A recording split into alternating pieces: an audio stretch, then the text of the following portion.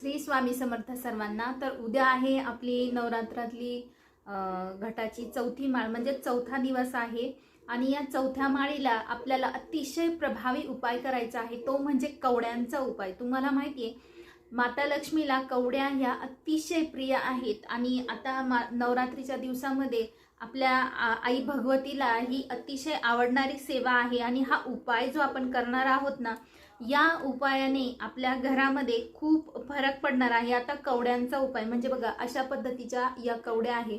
तर या कवड्या ज्या असतात ना, या पिवळ्या पाहिजे असतात आणि जर या सफेद मिळाल्या तर याला आपल्याला पिवळ्या करून घ्यायच्या असतात। तर बघा, जिथे आपण या कवड्या घेत असतो ना, तर या कवड्यांसाठी ना आपल्याला एक डब्बी मिळते। त्या डब्बीमध्ये हळद असते केशरयुक्त, तर म्हणजे ती हळद आपल्याला घ्यायची त्यांच्याकडची आणि त्या हळदीने या कवड्या आपल्याला पिवळ्या करून घ्यायच्या आहे। घेताना त्या पिवळ्या घ्यायच्या आहे, नाही पिवळ्या मिळाल्या सफेद मिळाल्या तर त्याला पिवळ्या करून घ्यायच्या आहे।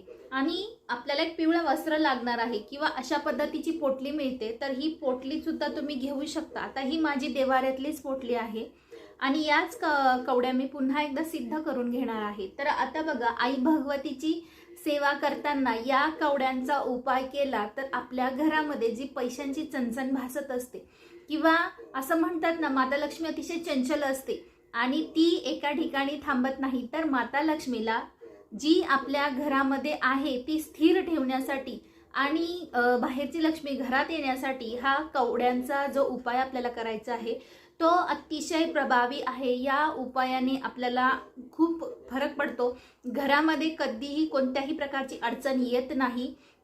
आपण म्हणत असतो ना, काही गोष्टींची अडचण असते बघा। आता अजून एक महत्त्वाचं की फक्त कवड्या घेतल्या आणि याचा आपण मी जो सांगणार आहे तो उपाय केला, आपण तो देवारात ठेवला की आपल्या घरामध्ये भरभरून लक्ष्मी येईल, खूप पैसा येईल, असा याचा अर्थ होत नाही। बघा, आपण खूप काही प्रयत्न करत असतो, काही कोणती गोष्ट म्हणजे आपण काम करण्यासाठी जातो किंवा कोणतंही काम करताना आपल्याला त्याच्यामध्ये अपयश येत असतं ना, तर ते अपयश यशामध्ये रूपांतर होत असतं। म्हणजेच काय, तर त्या अपयशाचं यश आपल्याला मिळत असतं, आपल्या कामांमध्ये आपल्याला एक म्हणतो ना यश मिळत असतं। कोणत्याही कामाला अडचण येत असेल तर त्या अडचणी दूर होतात, मार्गी लागतात, कामं मिळतात, विवाह जमत नसेल त्याही जमतात, की कोणतीही म्हणजे जी गोष्ट आपल्याला करायची असेल ती होत नसेल तर ती होत असते।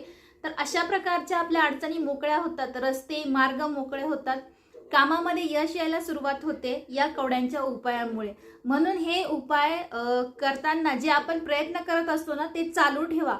त्या प्रयत्नांना यश मिळवून देण्याचं काम आई भगवती करत असते। म्हणून या नवरात्रीच्या दिवसामध्ये उद्या चौथ्या माळीला हा कवड्यांचा उपाय करायचा आहे। आता उपाय काय करायचा आहे, या ज्या कवड्या आहे या आपल्या उजव्या हातामध्ये घ्यायच्या आहे। उजव्या हातामध्ये घेतल्यानंतर सर्वात प्रथम एकदा श्री सूक्त म्हणायचं आहे, नंतर पुन्हा श्री सूक्त म्हणून झाल्यावर एक वेळा पुरुष सूक्त म्हणायचं आहे। त्यानंतर 16 वेळा तुम्हाला बघा, मी जे सांगते आहे ते तुम्ही लागलंच तर लिहून घ्या, लक्षात राहणार नाही। एखादं पेन कागद घेऊन हे जे मी स्टेप बाय स्टेप सांगते ते तुम्ही लिहून घ्या आणि तसंच म्हणा।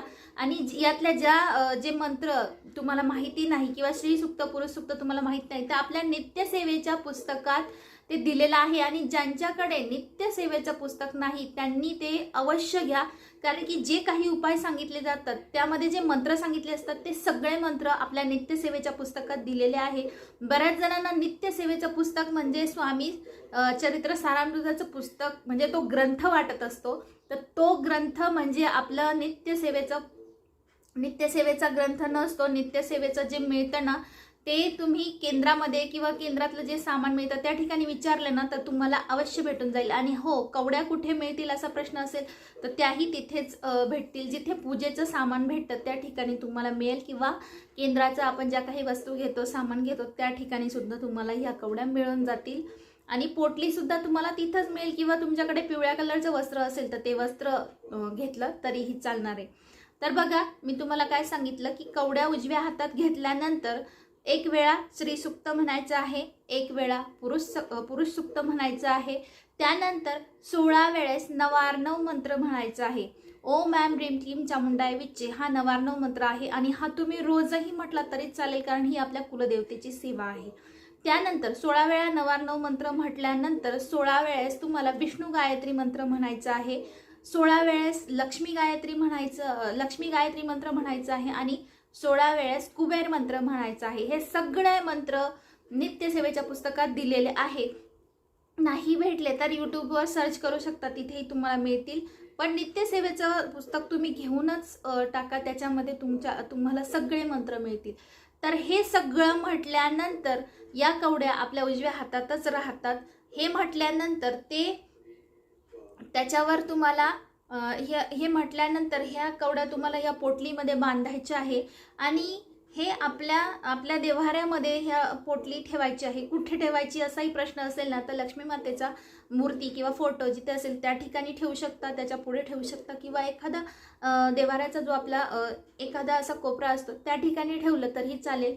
आणि रोज म्हणजे त्या पोटलीची पूजा देव्हाऱ्यात आपण देवांची पूजा करताना त्या पोटलीची पण पूजा आपल्याला करायची आहे. कारण की या कवड्या माता लक्ष्मीला अतिशय प्रिय आहे आणि माता लक्ष्मीला स्थिर ठेवण्याचं काम या कवड्या करत असतात. म्हणून या कवड्या आपल्या देव्हाऱ्यात असणं खूप गरजेचं आहे आणि त्यांना सिद्ध केलं तर याचा प्रभाव खूप वाढतो. तुम्ही हा जो उपाय आहे तो करून बघा आणि मग सांगा की तुम्हाला फरक पडला की नाही. परंतु ज्या पद्धतीने सांगितलं आहे त्या पद्धतीने नक्की करा. ही सेवा खूप खूप प्रभावी आहे आणि नवरात्रामध्ये बऱ्याचशा महिला ही सेवा आवर्जून करत असतात. म्हणून आज वेळात वेळ काढून हा व्हिडिओ मी शेअर केलेला आहे. तर ही सेवा तुम्ही नक्की करा आणि या कवड्या पोटलीमध्ये बांधून रोजच्या रोज तुम्हाला त्याचं हळदी कुंकू अक्षदा वाहून त्या पोटलीची पूजा करायची आहे, जशी आपण आपल्या बाकी सगळ्या देवांची पूजा करत असतो त्या पद्धतीने.